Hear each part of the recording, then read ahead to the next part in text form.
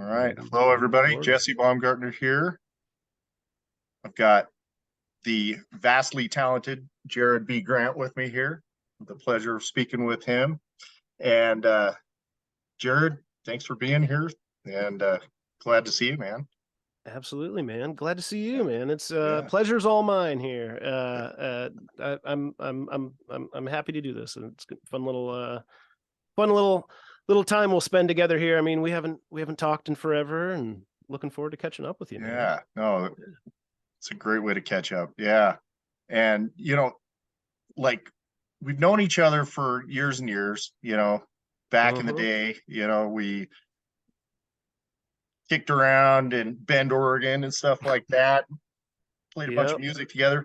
And I got thinking about it. I was like, I don't really know Jared's story. The story, when I met you, um, I met this like really talented drummer, and then we started hanging out and It was getting in stuffed pizza, trouble. wasn't it? Didn't we like weren't we working together there, and then like we kind of started running around and Yeah, playing yeah. music And together then after that, and Underground Treehouse yep. and things like that. So yeah, like but the I got thinking about it the other day and I was like, I don't know like when Jared got into music.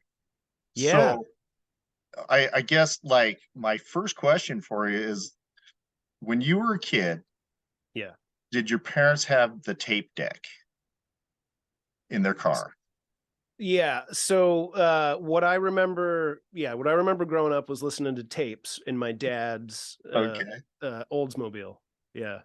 And what was queued up? What was playing? What was queued up? Yeah, it was always country with him. It was Randy Travis, it was Johnny Cash.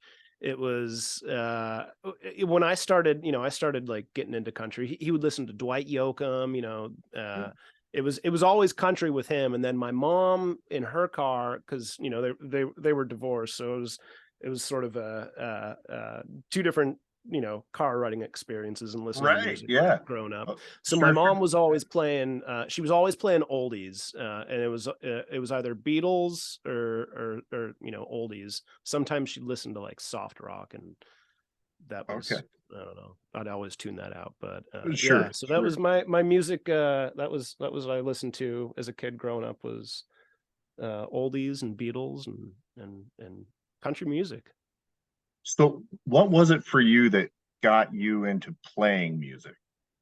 Oh, What? I knew I've been a musician all my life. I mean, my so the story, I vaguely remember this, but the way my dad tells it, and the story is, I think I was like 18 months old, maybe I was under 2, and for Christmas he asked me what I wanted for Christmas, and I told him I wanted a punching bag or a drum set, and he didn't want me becoming a boxer, so he got a drum set for a 2-year-old.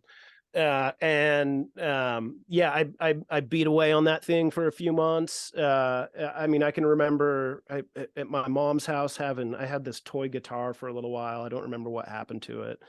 Uh, I mean, I'd be strumming on stage with an old beat up tennis racket, pretending I was, as like a little like 3-4 year old kid. I mean, I always knew I was going to be a musician. There's no Wow. question about it. Wow. I didn't realize that. That's amazing. Yeah. So, all right. So you had this toy drum set. When did you get your first drum set? Like first real Yeah, kid? yeah. So what I would do, my mom worked nights, right? And during the daytime, basically like the TV was the babysitter. She'd be sleeping, during the day. And what I'd do is I'd go out in the garage and I'd set up these empty boxes, and I had this like, I don't know, this sort of like jungle gym type of like, it was like PVC piping that like you could connect together type of jungle gym thing. And I Right. took that thing apart, and I used 2 of those as drumsticks, and I beat on boxes, Uh-huh. listening to whatever tapes my mom had. And I do that during the day just to entertain myself.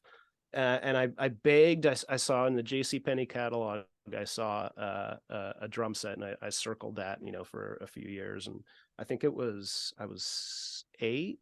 I was 7 and a half, I think, when she got me J.C. Penney's drum set that I could finally like beat on and play. It came with drumsticks, dude. I was jacked. Yeah, I was Oh, I like, this bet. is it, Oh, I man. bet. Yeah. And then she was dating a guy. He was kind of like living with us. They were kind of serious for a while. His son was like staying in our garage for, I don't know, a few months or whatever. And he had a drum set, and I was like a full, like, full size drum set. And I was like, Oh, oh, yeah. he never set it up and played it in the garage there. He would play it at his mom's house, which was near where my dad lived. So every once in a while I get to go and like see him play, and I get to sit down on it, and I'm like, yeah. But yeah, I think it was seven and a half or eight when my mom got me my first drum set that I could beat Oh, on that's my cool. own. And Yeah. was it a name brand or was it just like No, Jason it was Taylor just drum? whatever. It was just some, it was kick drum, a snare, a little tom, and a cymbal. I mean, the funny enough, the kids today, as I was making dinner for the boys, neighbor girl was over, and um, my older son, he got out a photo album from when I was a kid to show her, and like they were sitting there entertaining themselves while I'm making dinner. And I think there's a picture of me like, and I'm probably like 9, and I'm still like rocking away on this thing. I've got like, at this age, I've got longer hair, and I'm like starting to turn grunge, like like Yeah. starting to experience Nirvana, right? Like that kind of stuff. And yeah, I think I got a picture of it somewhere out there. Oh, that's awesome. I would love to see that. That's Yeah, rad. yeah, That's so yeah. This cool. little red job that man, I played that thing all the time. Oh, that's cool. And then So, she got me a full size kit when I think that would have been 6th grade. So I guess 10 or 11. right. Yeah. Yeah. Yeah. Yeah. That was the first Okay. full size kit. Nice. Yeah. So, how many instruments do you play today? Today, actively, I mean, it's really just drums and guitar at this point. Okay. I Yeah. play bass a little bit when I'm jamming with the kids. If one of them wants to play the guitar, I'll hand that off, and I'll pick up the bass. So I don't really touch the bass too often. Yeah. Yeah. And I might plunk around on the keys just a little bit, but that Sure. I'm not a piano player by Yeah. any stretch of imagination. And when did playing guitar start for you? Guitar started when I think I was 14. Yeah, I was a freshman in high school, and no, it was earlier than that. I was 8th grade. That was 8th grade when she got my sister and I for Christmas, Dreadnought, a Yamaha, uh, or no, Montana. That's the brand. Ooh, Yeah, nice. a Yeah. Montana guitar. Yeah, Ooh, yeah. yeah. So we had an acoustic guitar and started learning Kurt Cobain songs, in 8th grade. So I mean, And that's 13 that was years like old. that was a joint guitar, like Yeah, we had to you and share it. Janelle. It eventually became like Janelle play. She, you remember Janelle, right? Oh yeah, yeah, yeah. She played it for a couple months, and then it became my guitar after Oh, that. And right. I had it until I moved out, to the East Coast. Gotcha. Oh, that's cool. Oh, Yeah, that's yeah. great. So I picked up guitar around then, and so yeah, actively I played drums and guitar, and I sing, and Yeah, yeah. yeah. Now, as far as like playing in a band orchestra environment, when did that kick off for you? Was that middle school Yeah, there? yeah, that would have been. I mean, I vaguely remember maybe like a 5th grade concert, end of year concert, and I got to play snare drum as because I was Right. begging, like I want to play Yeah. drums. And so I got to do like a snare drum solo in like 5th grade concert, and then 6th grade Nice. it was Nice. with Mrs. Steiger. She was one of those music educators that has stuck with me my whole life. Like still remember words from her all throughout middle school. Right. So 6th So grade was this, the 6th grade band, the wind ensemble or whatever it was called. okay. Got it. And I joined that. Just Played it's that. still playing snare drum at that point? Yeah, mainly on snare drum, and then I auditioned for the jazz band, but I was, they had 2 other 8th graders that were already in it, so I was out of luck on that. Right, right. Yeah. Um, Yeah. I got into the jazz band next year though. Like they knew I wanted to play drum set. I mean, I was very vocal about that. Yeah. Yeah, Like yeah, yeah. But I was always the that lead thing. snare. The kids were always, everybody else was in the drum section was always looking to me to make sure because they didn't know how to read music, and I was like, Right. I wanted to learn. Wanted to learn everything about it. Yeah, yeah, yeah. No, Yeah. that's great. Okay, so first like rock band or Ooh, jazz first band rock experience. band. When was that? Yeah, yeah. What did Outside of that look school like? band, Sure. Yeah. I mean, yeah, there was the school jazz band. We were playing whatever, a couple rock tunes that they would let us bang away on. There was me and this other kid, Nathan Fuller, who was another good drummer. He could play drum set, and me and him, we shredded, dude. We had a lot of fun together playing in the the seventh and eighth grade jazz band. Oh, that's cool. Mrs. Steiger let us have some fun. She picked out some drum songs for us. It's awesome. Yeah, yeah, that was a lot of fun. So then it Let the was reins out. I think it was freshman year of high school when uh I had a buddy in the eighth grade jazz band. Um his name was Dan Flatten. He played trombone, and Okay. he Oh, was trying I to remember learn to Dan. play bass. His older Okay. brother Aaron Flatten. Yes. Yes. Yeah, he was a Yeah. bass player in a band. He had some group going on. I They were like a ska band, weren't they? Yeah, yeah, Yeah. they Yeah. were a Yeah. ska Yeah. band, and Yep. then Yep. so Dan recruited me to play with his buddy Jason and Mowbray in a ska band, and Okay. Kelly was the bass player. He never really showed up to practice though. Okay. Yep. He saw him like maybe 2 or 3 times as the band was together for a couple 3 months or whatever. But Yeah. Yeah. yeah, that was my first experience, in a band outside of the school band was playing with those guys, right after high school started. Oh, that's cool. Yeah, yeah, I loved it, man. I was playing. That band morphed into, eventually we met Steve, and he recruited us and got Thought Police together, right? So like that was like that whole period. I was playing with those guys. We were practicing 2 or 3 times a week. I was playing in the jazz band in high school. That's all I would spend my time doing was playing Yeah. drums. Yeah. Yeah, Yeah. dude, I loved it. It was great. It was Yeah. great. And you were learning guitar more and more at that time too.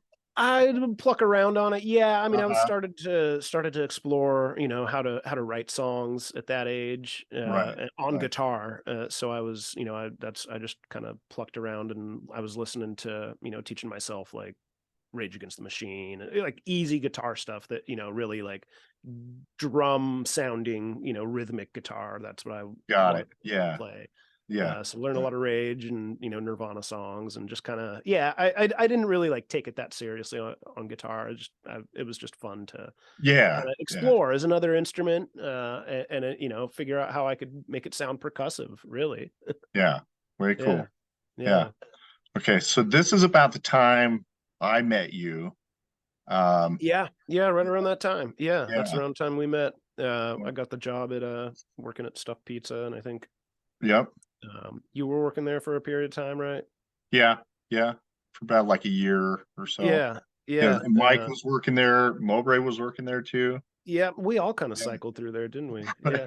Yeah. Did Yeah. Jeremy ever work there? He probably did. Yeah, yeah. Yeah. Yeah, we all cycled through that. I mean, yeah. Yeah. That was an interesting place. Yeah. Oh, it's Yeah, funny. first that was my I mean, that was my first job really, like outside of a paper route. So, that was Yeah. like going out there and washing dishes and Right. throwing Yeah, I dough. remember. Right. Yeah. Remember the live performance you guys did? Like, oh, man, where was that? Um, where Summit High School is now? There's, Yeah. Oh, out in the woods, you mean? yeah, yeah. The cops showed up and got Yeah, shut down. yeah, that was something, man. Like, let's Right. go, see how far we can get to, getting arrested. Right. Let's rent a generator. Let's Rent a yeah. generator, set up the speakers. Who knows if they work? Yeah, Right, right. bonfire out in the middle of the, not even out in the middle. I mean, there It was a was like hiking right, trail out there, like it was not like even like right two off the miles road. away. Yeah. Yeah. Oh man, those were the days. I can't believe that they let us leave from that too. Right, yeah. It's all They're our just like, music equipment. Oh, I don't know. I don't know who organized this. yeah. We're just the Right, band. just shut it down. Okay. Yeah. You guys Oh can go. man. Yeah. Those were the days. Yeah. Doing Funny. the punk rock stuff, man. That was a lot of fun. Playing in Thought Police, and because that ska band that we were in, it was a short little, it was like 2 or 3 months we were together, if that. Yeah. That Yeah. turned right into Thought Police, and then it was off to the races. It's Right. like, yeah, dude, this is Off this to is off to uh Everett, Washington after that. yeah, Yeah. Everett, Washington, a little West Coast tour. We went out to Phoenix and drove through LA, did San Francisco, Boise, Idaho. Like, we did all out through, all throughout the West. It was great, man. That experience too, just, I mean, we practiced 2 or 3 days a week, every week, and wrote all the time, and we hung out all the time, like we were best buds, and Yeah. it Yeah. was it was cool to, be in a band, a punk rock band that at that age, and Yeah. being able And to tour. what age period was that for you in there? Yeah, I think our first time, we like, my mom let me go out with the band. I wasn't able to drive. I was 15. Yeah. Yeah. Yeah, yeah. I mean, you guys would play bars, they'd let you play, and then you Yeah, had, so how did that work? first, right, so my first paid gig, right, like, we were paid beer money from Ben's Best Bet. You remember that place? Yeah. It's a Mexican restaurant now, and some, like, coffee Okay. shop in Bend. I don't know what it is. Yeah. Yeah. It's changed hands, but yeah, it was Ben's Best Bet. Uh I was 14, um still a freshman in high school. They let me go in, it was like 2 or 3 in the afternoon. We were playing a Saturday night, and they let me go in, set up my drums on stage, after the headlining band had already sound checked, and then I had to immediately leave. And I could only be in the venue when we were on stage playing. That was the deal. I Right. couldn't even hang out in the back or anything. Like, I had to be outside, out the doors. Yeah. Yeah. And Yeah. so we go in, play our set. There's, I don't know, maybe 20 people in the bar or something. It's no one knows who we are at that time. It's Sure. one of our Sure. first gigs. And yeah, as soon as we're done, they're like, "All right, get out, dude. You got to leave. Yeah. I got to Yeah. watch you walk out." And I had to pack Right. all my drums up and look through the windows. Hey guys, all right, Yeah. have fun. Still here. Still here. Yeah, yeah. It was quite the experience. I mean, most of the bars in Bend, honestly, were like that tight. It was in and out. Like, you're not Yeah. hanging. There's Right. no wiggle room. So yeah, we did that. I mean, that Do you was think they'd even let kids do that anymore? Like, I I I wonder. I I don't know. Yeah. That's a good question. Yeah. I gotta assume so. Yeah, like, Right. Right. I'm Yeah. sure there's kids that are out there performing that, will get a little bit of a deal to get into a bar. But Yeah. Yeah. yeah, yeah, that was that was fun. Right. Right. Yeah. So what after that, you got accepted into Berkeley School of Music, is that right? Yeah, yeah.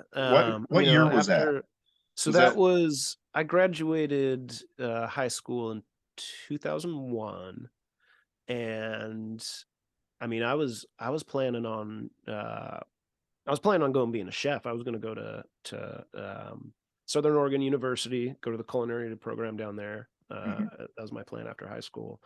And when I'm hanging out with Hannah and all them, she mentioned the Berkeley program, and I had no idea, like, All right. Berkeley existed, right? So I was like, Yeah. "Wait, you're fucking telling me there's a school that all they teach you is music? Right. I got to go there." And the whole concept of student loans, was like, that didn't Yeah. I had no good guidance. I was the first one in my family to go to college, right? So like there's no guidance on like what's attainable, what's Sure. Sure. affordable for school, right? But I applied there, got accepted. Um I got a conditional acceptance because I didn't know how to read outside of drum music. I didn't know how to read, I didn't know how to like Treble read clef. piano music. Yeah, I didn't know Oh, okay. any of that stuff. So Sure. I had to do courses at COCC so that I could get into Berkeley. So I Oh, took that what would have been effectively like my senior year of high school. I was going to COCC. I was playing in the jazz band, and that's I picked up there was like a I forget what it was called, blues solo uh, course or something on guitar. I attended that. I was playing in the orchestra, at Central Oregon Community College, and then doing music theory so I could get that, prerequisite so then I could go to Berkeley. yeah, yeah, So that was basically my high school. What would have been my high school senior year was that because I graduated a year early, wanted to get out of school as quickly as possible, yeah, yeah. and yeah, so got into Berkeley, moved out in 2002. It was January 2002, the winter term after I had completed music theory at Cock on the Rock. Yeah, yeah, And yeah. yeah, moved out to Boston then and been in this, region since pretty much. Right, right. Yeah. Yeah. No, that's incredible. And you had a band while you were at Berkeley, right? Yeah, I played in a few bands at Berkeley. Oh, Yeah, right. yeah, a Yeah, few yeah. bands Who there. were they? I want to know.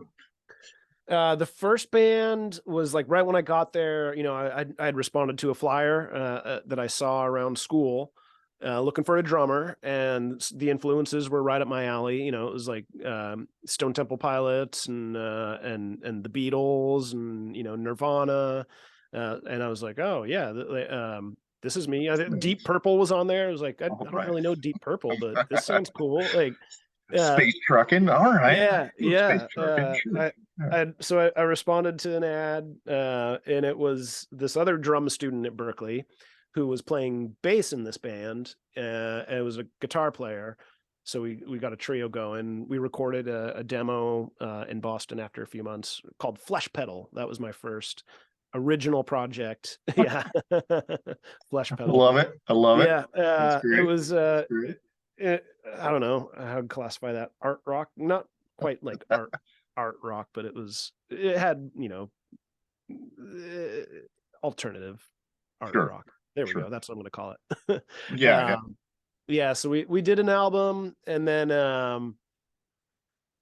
let's see. After that, so I moved into another apartment. I met my best buddy Assad, and he had a bluegrass band that he called Kite, Oh, no shit. and he's playing with this bluegrass band. He's playing acoustic guitar. He's got a fiddle player, or a violinist rather. She's not really, there's a difference, right? So she's more of a violinist Okay. than a fiddle player. Sure, sure. um Yeah. she's from Portland, Oregon, so there's 3 Oregonians in the band, well, eventually. Anyways, he had this bluegrass band, and I kept bugging him. I'm like, dude, you're writing these like really good like pop songs that need a drummer. As soon as you start hearing it like I do, I'm ready to be in your band. Right, Like, I right. told him this all the time, right? And finally he was like, all right, yeah, you're right, this song needs drums. And we recorded a demo in Boston at oh god, what's the name of the studio? I'm blanking on it right now.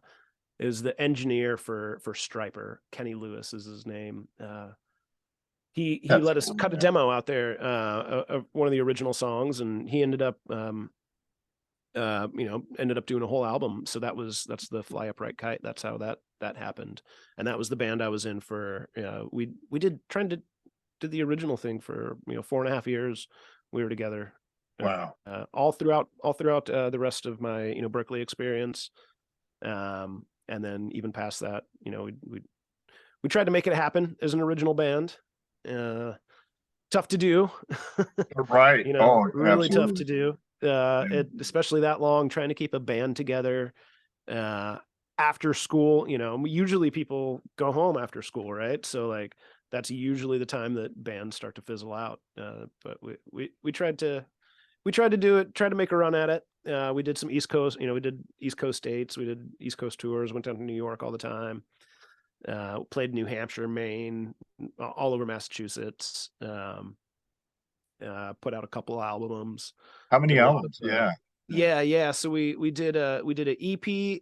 Sorry, we did two EPs actually. We didn't actually ever do a full length, and then we did a handful of singles at the end of our years, just to like finish up. You know, hey, we have these songs that are kick ass. Let's get them on. Get them Yeah. on record before we call it quits. So we put out some singles at the end. That was my first time pressing vinyl. You know, always a life goal of mine was to have music on vinyl, and so we did that. We still have a box of them somewhere around here. a couple hundred of them left. Oh my God. What are they Collector's going for? items. 20 bucks? I got 20 bucks, but Dude, I will give it to you for free. You don't have to pay for it. I'll pay shipping. Yeah, No, that's yeah. So cool. that was the first time on vinyl was with Fly Upright Kite. We did multicolored vinyl too. We did Oh, nice. yeah, it was cool. Holland, our violinist, she designed, you know, she was an artist, so she designed everything on the cover. It's really cool. Oh, way cool. Yeah, yeah. Oh, that's Yeah. great. Yeah, man. Okay, so I I really I love this because like this is kind of where, you know, I think I was in Nevada at this point and kind of dropped off the planet and I Okay. lost track of you. Yeah. Yeah. What, you know, as far as your like your bandography, what happened next? Where was your music career going from there? Yeah, yeah. So let's see, towards the end of so I kind of in the middle there, I got involved with Doors tribute band. Oh, This was yeah. like right at sort of the end of Berkeley. It was I think it was my last semester there is when we started gigging. We were, you know, we were together before that. But You the ended up bass playing with player, Robbie Krieger, right? yeah, yeah. Oh, I'll get okay. to that. All I'll right. get to Yeah. that here. Okay. Yeah, Sorry. yeah, Oh man, yeah, spoilers. yeah. Yeah. So Yeah. the bass player in Flesh Pedal, um, he was our Ray Manzarek. Okay. Nice. We met my, you know, good buddy Suni, absolutely amazing guitar player. Um, and Nadim was the singer, our Jim Morrison. I was, you know, John Densmore, and we put together the, you know, Doors tribute band. We called ourselves Morrison Crossing. We played handful of gigs in Boston. You know, tried to pursue like the tribute because that's like a, you know, sort of a niche like Oh yeah. money making Yeah. act that you can do. Yep. None of us knew how the business side of it, so it never, you know, went anywhere. And then Sure. kind of after school, everybody went their separate ways, which, you know, is bound to happen. But Yep. Yep. yeah, kind of during that period,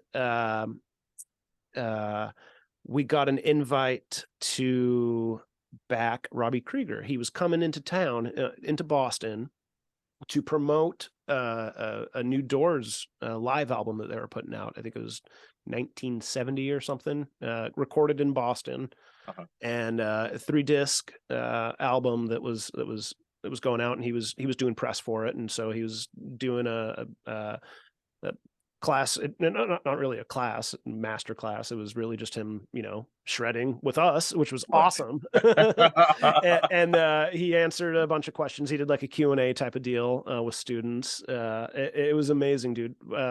Honestly, like one of the best moments of my musical career was I being bet. on stage with an absolute living legend and playing those songs with him. Oh, You know, that's incredible. it's Yeah.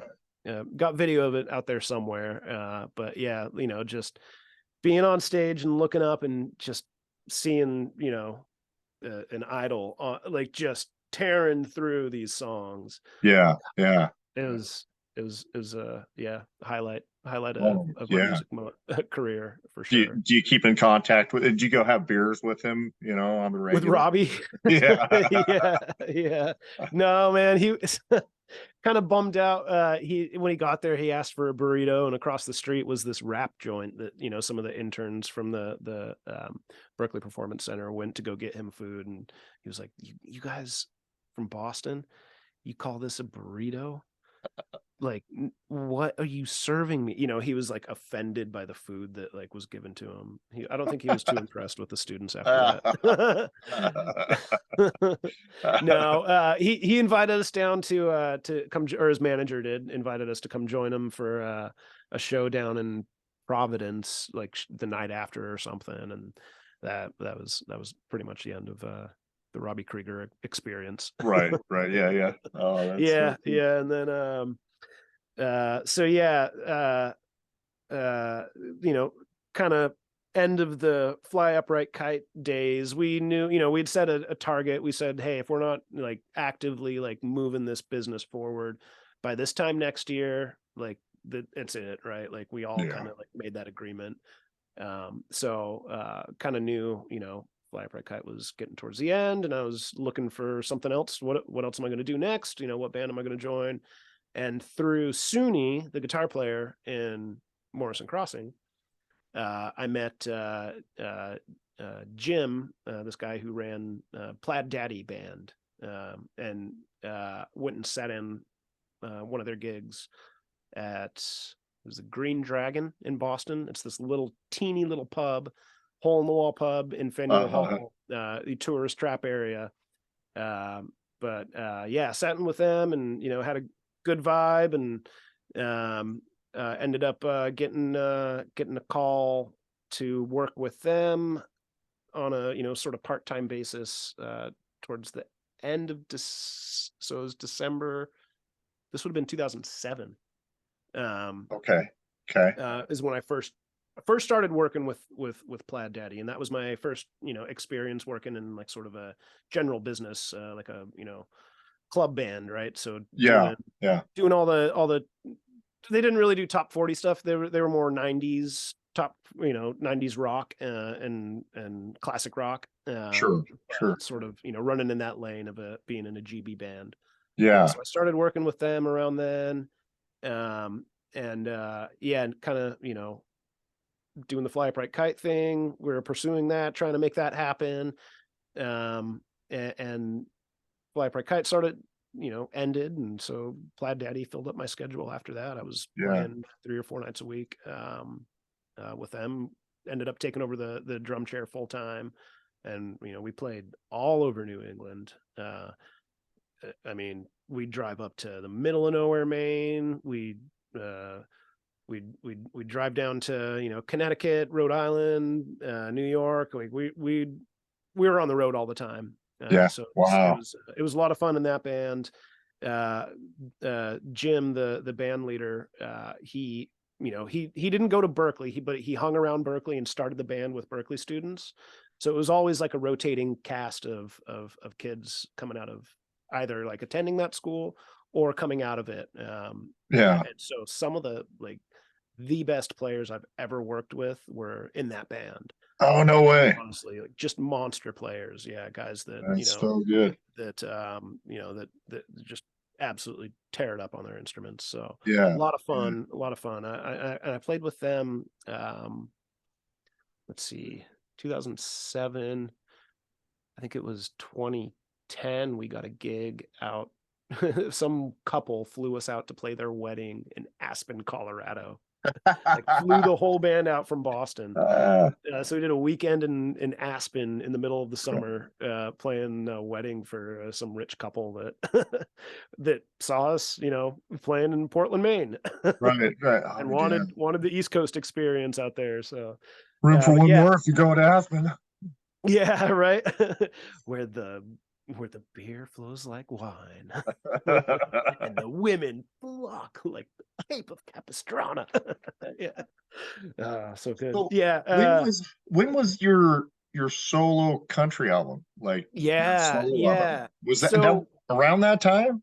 um, okay, solo stuff, right? Good question. I mean, yeah, I started putting out solo country stuff right around 2011, 2000. Yeah, after Fly Bright Kite had ended a couple Okay. years, I was doing the GB stuff, and I started writing my own tunes, writing some country tunes. Yeah. Yeah. I had uh, my wife Shannon. We wrote a song together. We did a duet. Uh, and we kind of put together like a duo thing where I was doing acoustic covers, playing guitar, doing that, and then playing drums on the weekend with Plaid Daddy. That was what I was really focused on at the time, was trying to write my own material. Yeah. uh, Yeah. Shannon and I were talking about going down to Nashville, at that period. I'd been with Plaid Daddy for I think 5 years or 6 years, 5 or 6 years. Yeah. I was like, all right, kind of need a change, had a day job. And I was like, let's go down to Nashville and see if we can make it happen. Or I want to see if I can make it happen as a drummer, Yeah. or Yeah. as a session guy, as a touring guy, like whatever. Um, and then shortly after we were kind of talking about making that move, I got an offer from my day job to go out to Ireland for an overseas contract. Uh-huh. So I think this was what, 2015. Yeah, it was like early 2015 when that offer came through. Oh shit. Wow. Um, Yeah. and so I said, all right, we talked about it. And I said, maybe we'll put the Nashville thing on hold and go, have once in a lifetime opportunity to Right. go live in Ireland, get paid for it, and go and experience Europe. Yeah. Yeah. Uh, so put the band thing on hold in the States, and we moved overseas. Lived out there for a couple of years in Galway, Ireland. Absolute, beautiful part of that country. Great people. Experience of a lifetime to Yeah. to be able to be out there. And Catch any good music while you're out there? oh man, Galway is the home for the some of the Irish sessions for sure. Oh Yeah. man, I uh bet. Cultural Center of Europe. It was named for, I think, what year was that? 2022 or something. Yeah, dude, Galway was amazing. It's a music town. All the pubs, you get world class players coming in for traditional Irish sessions. Yeah. You can just bring whatever, I mean, Mandolin. yeah, Yeah. harp, guitar, obviously, Sure. banjo, fiddle. I mean, just some amazing players at all those sessions. Yeah. Yeah. Shannon and I got into there's an open mic that's been running there for like 10 years, full band open mic. So you can sing with them, or you can take over all their equipment. Uh, so Kick we them made out. that was basically like our outlet while we were there. Every Monday we'd go and do that, the play open mic and play music with great players. That we'd throw them curveballs every week and see if we could get them off their Right. tracks. And they were always, man, most professional, keeping the beat going. Oh, that's cool. That's Yeah, cool. it was fun. Throw some And throw then some Prince in there. yeah, dude, we threw everything at them. We had our firstborn was out there in Ireland. Oh wow. His name's Ben. And so shortly after, Shannon gave birth, we were able to make it back out there. We got a date night. So we're like, let's Right. go to play on a Monday. And we go in there and they're like, yeah, let's do Benny and the Jets. Nice. All Yeah, right. nailed it. Yeah. We did give him a heads up on that song. Oh, nice. Yeah, yeah, Let's yeah. nail this one. Yeah. Benny and the Did you do their Jets. homework ahead of time? Yeah, yeah. Yeah. And then also out there, so I met through work, through my work at Wayfair, the day job, this kid named Bill, who is a bass player. And we had always talked about like trying to get together to jam. but never really made it happen. I met a guitar player and I was like, hey, I got a bass player. Let's get together and jam. And, just schedules never aligned or whatever. So, Sure. but I went out when we were there. I went out and, bought a cheap drum set used that I could have something to bang around on in our house there. And ended up through the bass player meeting another guitar player who was looking for guys to help him record a few songs is what he wanted to do. He had his own original stuff, and it was sort of like I dubbed it sailor rock. Okay. Okay. Really, I mean, this guy had a great voice, great low voice, good songwriter. Cool guy to hang out with. So we got a band together. Bill from Wayfair, from the office I worked at, and Wayne got Spirit label together. It was Wayne's project. He was Uh-huh. the main force behind it, but we ended up doing it. We clicked so well in such just a few short months together, working through some of Wayne's tunes. We ended up writing a full length, and we did a full length record out there in Galway. We recorded out on the coast at this amazing studio Oh my God. Wow. that got some good sounds. Just a beautiful location to be out there. Great guys to work with. And yeah, we put a full length together. Awesome. Spirit label is the name of the group. It's like I said, I call it sailor rock. Yeah. Yeah. um, Some shanties. yeah, not China. necessarily like that sailor Oh, rock, okay. but All right. it has elements. Yeah, Oh, what here? there is a shanty. I'll give you that. I'll give you Okay. Okay. Nice. Yeah. that. Yeah, Yeah. yeah, Sweet. yeah. Yeah. Cool. It was a fun band, fun project to work out. And then it's pretty much once we were done with the record, it was my contract was up, and I told the guys, hey, not going to renew. The job wanted me to stay longer, but ended up not renewing, and we wanted to go back home, and so our kid could be with family growing up. Yeah. Yeah. Most of my wife's family's out here, so moved back home, and let's see, that was 2017. Okay. Right. Um, Right. well into the Trump years at that point. Right. Right. Yeah. Yeah. Got back just in uh, time for COVID. Yeah. yeah, yeah, Just right before and it. Yeah. as I was getting prepared to move back, I was kind of looking online to see what was out there, seeing what bands were looking for drummers, and I came across this band, this country band, Digger Dog, and uh, connected with them. And I was like, hey, I'm moving home from the States. I'll be back around September or whatever. Looking to get into a band again. If you need someone, He's like, yeah, we're looking for someone, potentially on a full-time basis, but I'll know more, right? So we kind of kept in contact, and then we moved back to the States. I auditioned for Joe Scopa's band, Digger Dog. They had a residency at West End Johnny's in Boston. It's this Oh, nice. this like nightclub that in the basement every Saturday night they did country night, Oh, and they had nice. been Yeah. Digger Dog had that residence there for like 10 years or something. It's like Oh, they'd had it forever. Like, yeah. yeah. Yeah. And so I ended up getting that gig, and playing with them. I did a handful of Plaid Daddy gigs because that band was still running. So I'd sub in with them a little bit when I got back to the States from Ireland. And but yeah, Digger Dog was the main, main project for me. I do other fill-in work for some other wedding bands here and there.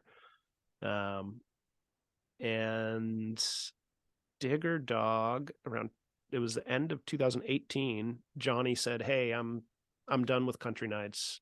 The kids are, they want to hear, they're not into it, right? The kids aren't into it these days, right? It was basically the Right. message. Right. Mm. He's like, I'm gonna go with the DJ, because he had a DJ upstairs, and ended up ending the residency, and that pretty much ended the band.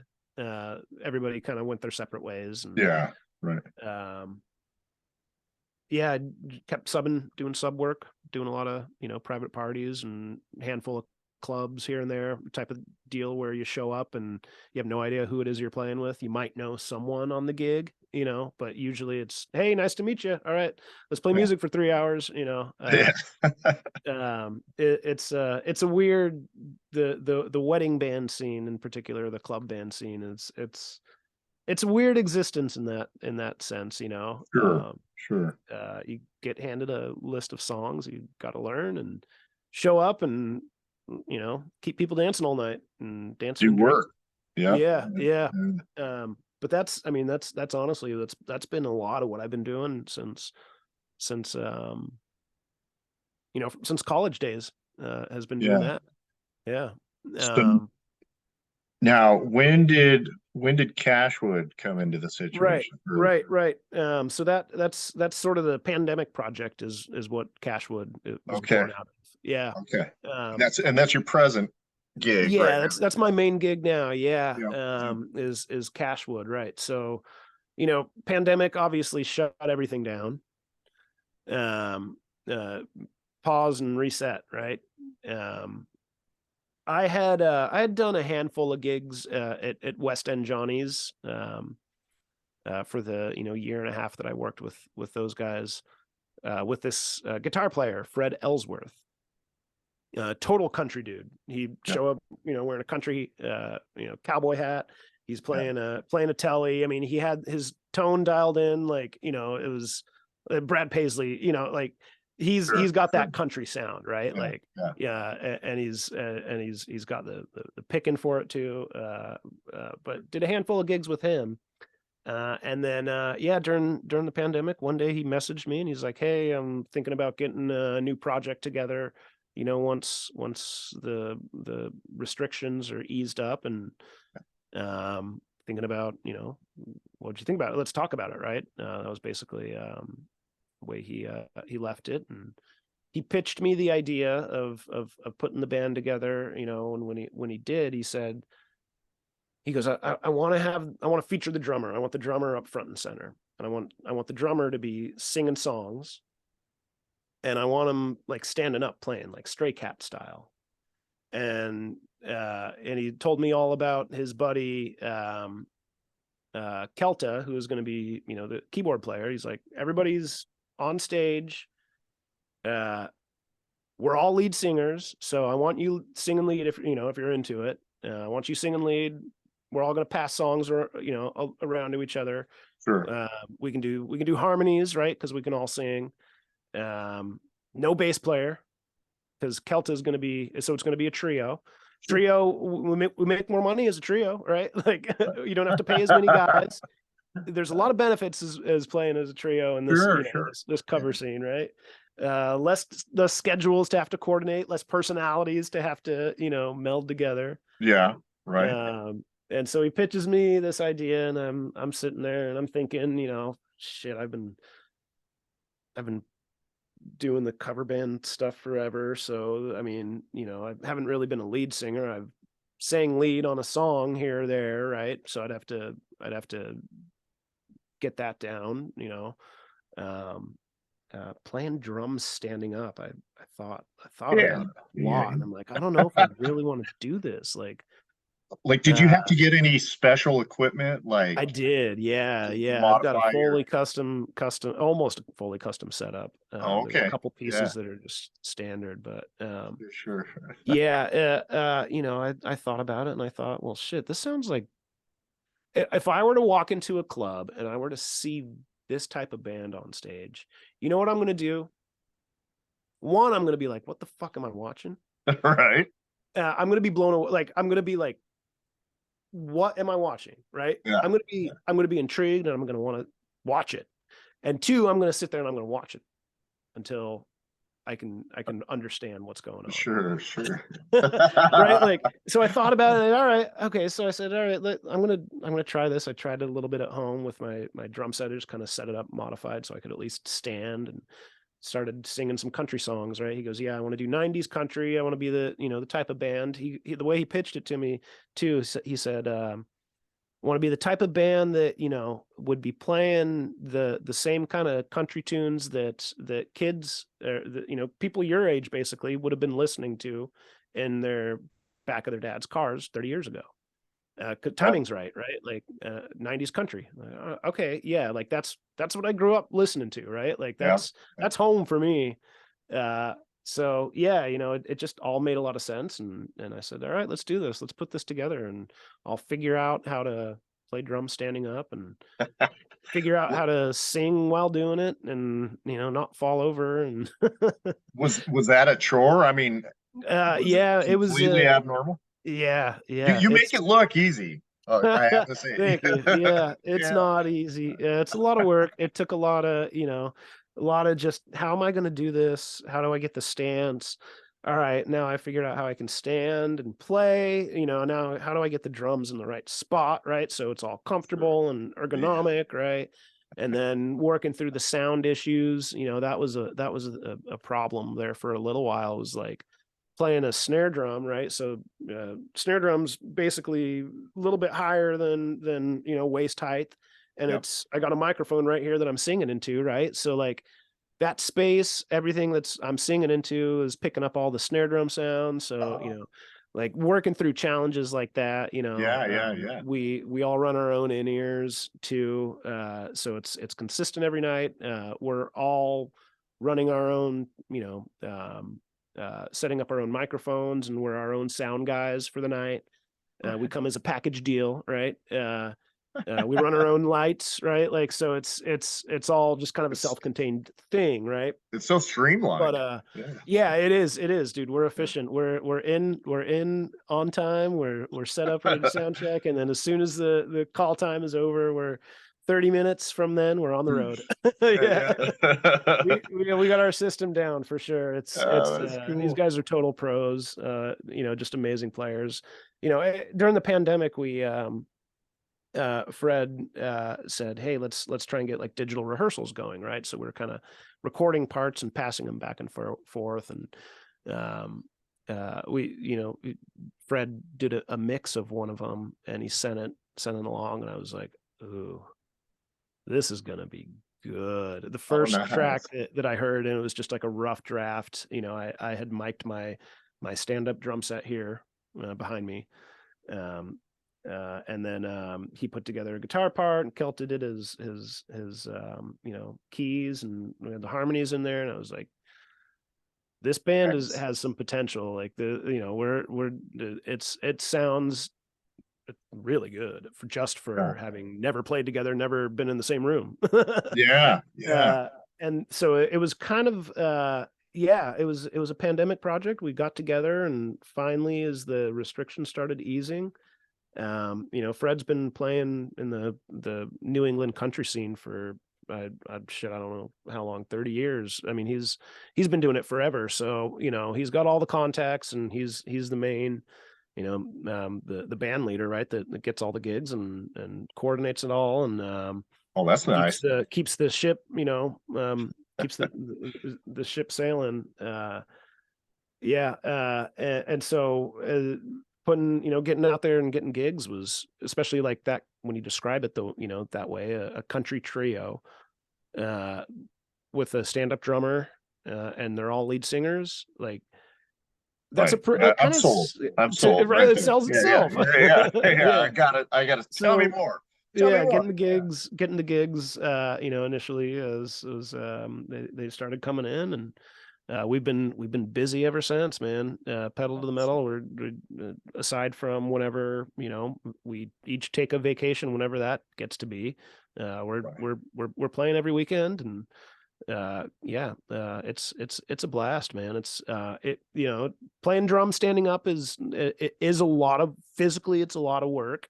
I'm not gonna Looks like lie, it. like it's Looks like it. you Yeah. know I can't have more than one or two drinks, otherwise like my balance start, like I don't want to fall over on stage. That'd be fucking embarrassing.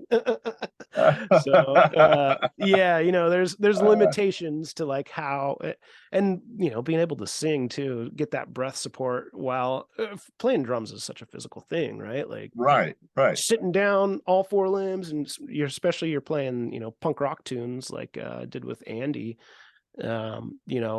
It's your heart's going, man. You Oh yeah. end of an hour set, I mean, I'll be sweating, Yeah. doing that, standing up and trying to breathe and sing at the same time.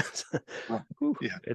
Yeah, it's Cardio master. yeah, it's a Yeah. workout. It's a workout for sure. But it's a lot of fun, man. The music we're able to make together, it's a special group. Yeah. We have a lot of fun with it, for sure, for Oh, sure. that's good. So what's next? What's next for Yeah, Jared? what's next? What's next? Good question. So right, kind of in between there, right, was a phone call from Mowbray. We didn't talk about that, right? Right, right. Oh He my had God. called Yeah. me and uh during pandemic and was like, This "Hey, was like 21, wasn't it? 2021? yeah, 21. Yeah. Yeah. Yeah. Okay. Yep. Yeah. Yeah. So he's had Goodbye Dinah forever, right? Like he's been doing that like solo project for I don't know how many albums he has, six or Yeah. seven, or I mean, he's been Yeah. doing it as long as basically I've been out in Boston, so Yeah. 20 So like years almost. 2005, I think is 2004, 2005, I think is when he kicked Yeah, that off. yeah, Yeah. almost 20 Yeah. years. Yeah. Wow. Right. So he calls me and he goes, "Hey, how would you like to go with me and record an album in Abbey Road Studios?" And I go, "You're fucking kidding me." Right. Right. And he goes, "No, I'm serious." And I'm like, "Wait, really?" He's like, "Yeah." I go, "All right, I'm in." Yeah. Um, Yeah. it was no question. I mean, for me, like the opportunity to go into that hallowed ground, Yeah. Yeah. and I mean the giants that have played and worked there and produced Yeah. amazing art, is it's otherworldly. It's another experience. Uh, so yeah, it was a no-brainer to me to say yes and say I'm in. And he said, it's going to be a Goodbye Diner record. It's going to be eclectic, the way he put it. A lot of up tempo, punk rock stuff. If you're still remember how to play that stuff. Right. And Right. so, I'm doing the '90s country thing, and I'm like, oh yeah, it's only been about 20 years. It'll come back to me. No, Teach myself how to sit down at a drum set yeah, again. yeah. I gotta remember how to sit down on a drum throne again, play with all the limbs. Uh, no, so it was, yeah. He pitched that idea. I said yeah, and then a few months later, he sent demo tracks along, and he said, "Hey, I'm trying, working on trying to get a bass player. Uh, I've just been reaching out to all of my musical heroes, right?" And he goes, "Before I asked you to play drums, I tried to get in touch with Dave Grohl." Right? Like, um, uh, I was like, "Oh, so it was either Dave Grohl or me." All right. That's Yeah. that's not a bad rank. No. Sure. Yeah. uh no, so he goes, "Yeah, I'm trying to reach out to bass players, and find whoever's going to be doing it." And Rob from Floater, said yes, right? And I'm like, "Whoa." Like, so this is, just a whole Oh, like insane. Yeah. whole Yeah. insane thing. The whole story of it's crazy, how it all happened and how he pulled it together. And I still can't wait to hear the finished product. I haven't heard it yet, but When, yeah, when the release date? when is it? Oh, Don't have a okay. release date yet. No Yeah, release date. Oh, no, okay. no. All right. Yeah. TBD. Yeah. Okay. Okay. But yeah. So Rob from Floater, myself, Mowbray, and then everybody else that's coming on the trip that wants to contribute to the record in one way or another, like, we're gonna get you on the record. That was pretty Yeah. much it, right? Once in a Wow. lifetime opportunity to be able to go. And so yeah, you got How 4 long were you days. over? How long were you Uh over there? Sorry. yeah, I went with the whole family, treated it as a vacation. That was part of the deal with, it was like, "Hey, I'm gonna go to Abbey Road Studios and record a record." And as we are talking about it, we're like, "Let's bring the kids and let's make it a whole, family vacation," right? Yeah. And Yeah. I'd work the days in the studio, right? So work pleasure trip. Yeah, so we stayed 6 nights. We Okay. got there a couple days early just to kind of adjust a little bit, do a little bit of sightseeing. Because I had only been to London one time before that. Um, and we were only there for, it was right after Benny was born. He was like 2 months old. We were only there for like 2 nights, and hardly got to see anything. So Yeah. do some sightseeing, get adjusted, and then go into the studio. We got 4 days, 2 days in Studio 2 and 2 days in Studio 3. So Studio 2 is the big room, not the big room. That's Studio 1, where they track all the all the movie scores are in there. Got And it. Studio Got 2 it. is where Beatles did all their finest work. Right. Right. Wow. That's where we Wow. tracked drums. First day, went in there, and we got together the night before everybody got into town, and we did a show at a pub in London, just as like a warm up, like, hey, let's get to know each other a little bit, Yeah. and at least get a chance to practice the songs, right? Like, Yeah. we'll do it Yeah. in front of everybody on a live stream. No pressure. Who No, was but coordinating? Who was coordinating all this? Was this Andy doing all yeah, that? Andy was coordinating it all. Yeah. Putting it all together. And I had reached out to some contacts that I knew in Ireland that are musicians, and said, hey, do you know any clubs in London? And Rob did the same, and we both recommended this place called Fiddler's Elbow as a place to get in, for our type of show, Right. rock show. And Great, they'll great take, name. yeah, Great yeah, name of a place. it's a Yeah, cool yeah. spot, cool little spot. We got there, before the bar opened. We got there early before sound check, just to be able to like sit in the back room and practice the songs, like run through them. And it was the Yeah. first time we'd met each other. Mowbray and I obviously go back years to high school days, but Yeah. Yeah. yeah, the first time we'd all been in the same room. And so we did like a Played little, together. Yeah. Yeah. yeah, little practice. The Rob had his headstock, up against the wall to get the bass, resonating, and Right. Right. Mowbray's just playing without, no amp or nothing. I had my drum pad, right? I'm just playing on a little practice pad, tapping Right. along and stomping on the floor, and we're trying Yeah. to practice these tunes, go up on stage, play them. Right. Right. And then we did the drums first thing on day one. Tried to get everything done drum wise, and after it was like the first or second take. Andy wanted to do all the fast tunes, all the punk tunes first, and then get into the sort of psychedelic tunes, or the the more experimental tunes. Uh-huh. So I first or second take, I was like, I dressed up, sort of, I wanted to look nice for this, being taking pictures and all that stuff. And I'm like, oh, fuck this, dude. I cannot do another take in these pants. I got to go back. Luckily Airbnb was like 2 blocks away. Right. So I ran off as they're like checking sounds or whatever in the studio. I was like, I'll be right back. I had to go change into I shorts and swear. I stuff. swear. Yeah. Yeah. I had to get a little bit more comfortable so I could, because I was running literally from like the minute we got there. Wow. But yeah, man, we cranked it out, got the record done up to the very last minute of studio time in Studio 3. Like he's bouncing down, using the real plate reverb that's up on top of the studio. Like that's like the final minute in the studio is him tracking stuff through that just to get it on tape and have that. So yeah, productive sessions. Absolutely. I mean, every time you walk through those doors in Studio 2, those red doors, you pull them open, and it just feeling would just come over my entire body. Like, like it's otherworldly. It really is. It's like being on the moon. I don't know how else to describe it. Like Yeah. Yeah. amazing, amazing experience to get to go and do that. It was incredible.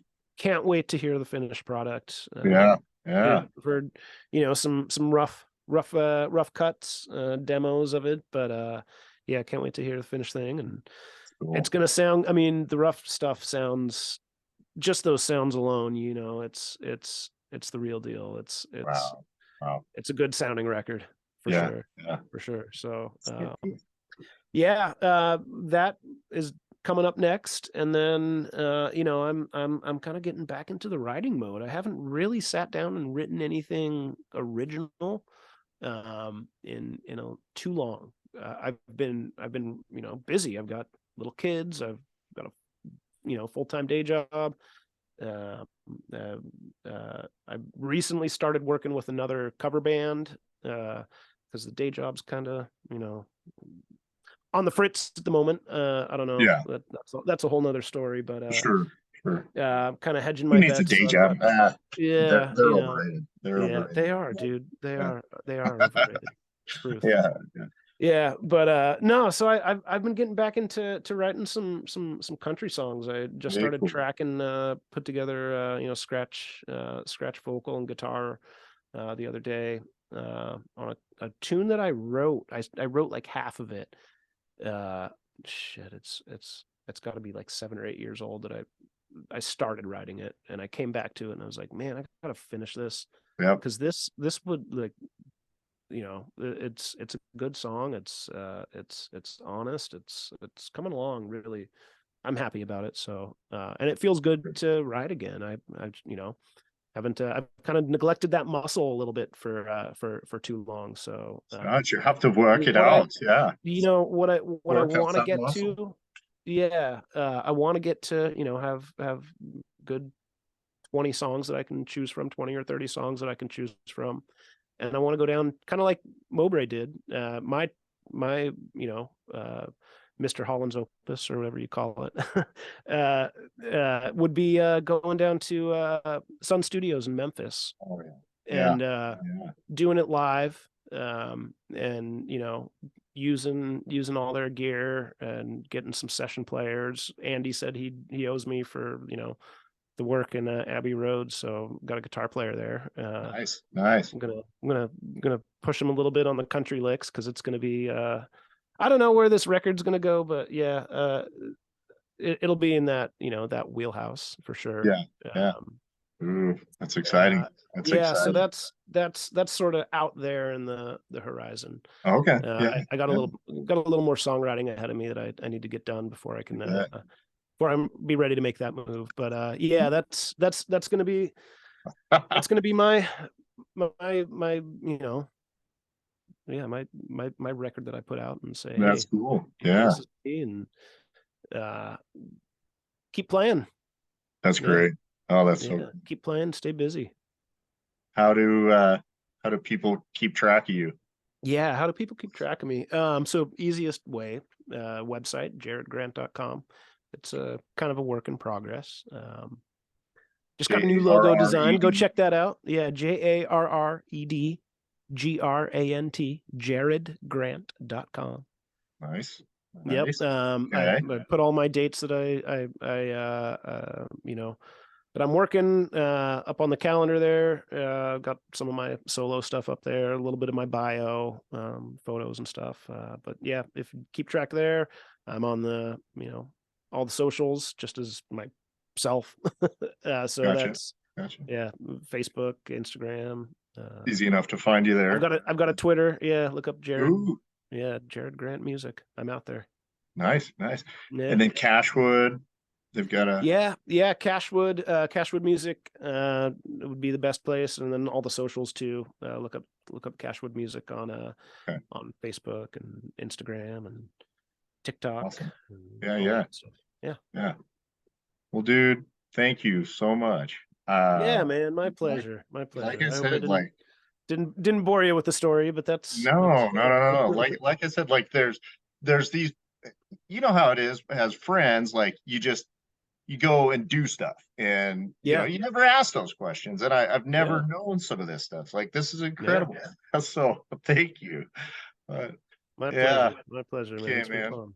It's been Well, fun. yeah, so good to see you, and let's do this again sometime. This is Yeah. rad. All Yeah. right. Yeah. All Okay. right. All Cool. right. Well, Good to see you, Jesse. you too, man. Okay. All right. Talk soon. Love you, brother. Love you too, Bye. man. I'll see you.